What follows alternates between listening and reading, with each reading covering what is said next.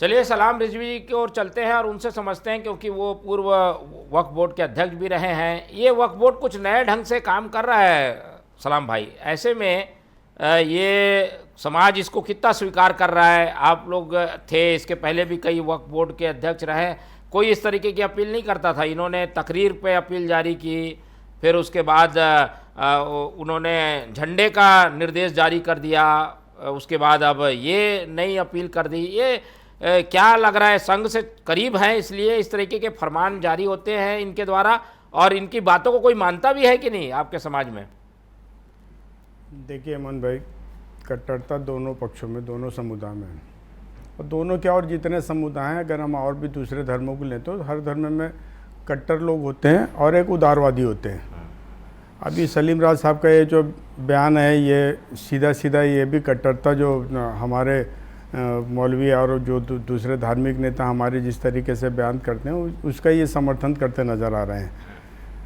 जहाँ तक कि उदारता की बात है, तो पहले तो ये हिंदुस्तान है, हिंदुस्तान में सारे समाज के लोग रहते हैं और सारे धर्मों को मिल के मनाते रहें। ईद में आज भी हमारे यहाँ हमारे हिंदू साथी लोग घर पे आते हैं मुझसे मिलने के लिए, दीपावली में मैं उनके घर जाता हूँ, होली दिवाली सब हम लोग साथ मनाते रहें। राखी में भी हमारी कुछ हिंदू बहनें मुझको राखी बांधती थी।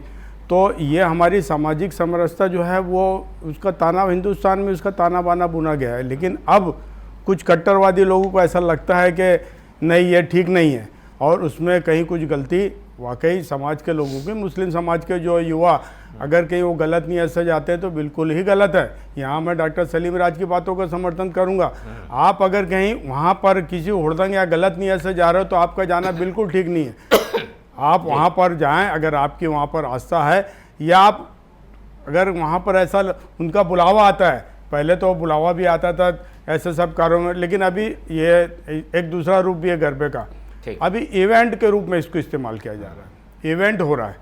ये धार्मिक आयोजन नहीं रह गया, अभी ये इवेंट हो गया। इसमें गाने बजाने और फुहाड़ गाने और ये सारी सब चीज़ें भी होने लग गई है। उससे हिंदू के भी लड़के जो हैं वो भी जाके वहाँ पर गलत चीज़ें माफ़ तो उनको भी नहीं करना चाहिए, और मुस्लिम समाज के लोगों को तो बिल्कुल ही इस मामलों में रुकना चाहिए और रोकना भी चाहिए। ये जो अपील है वो कट्टरता से कहाँ जुड़ती है? इसमें कट्टरता कहाँ दिखाई देती है? इसमें इस अपील में कट्टरता ये दिखाई देती है कि आप अगर कहीं सारे समाज को लेकर कोई भी धार्मिक आयोजन में आप जाने की बात ना कर, आप बोलते हैं कि नहीं इनका ये उनका धार्मिक कार्यक्रम है, तो ये तो कट्टरता ही है ना। ये तो मुस्लिम समाज के भी कुछ कट्टरवादी नेता इन सब चीज़ों से परहेज करते हैं, वो खुद ही अपील करते हैं कि आप लोग को इसमें नहीं जाना चाहिए करके। उसी का समर्थन डॉक्टर सलीम राज ने कर दिया कि नहीं जाना चाहिए करके। मैं तो उदारवादिता की बात कर रहा हूँ कि हमारे यहाँ पर हमारे धार्मिक आयोजन में सारे समाज के लोग आएँ, स्वागत है। इवन हम मस्जिद में जाते हैं, मस्जिद में भी क्या बोलते हैं, आके देखें कि हम कैसे इबादत करते हैं, क्या करते हैं।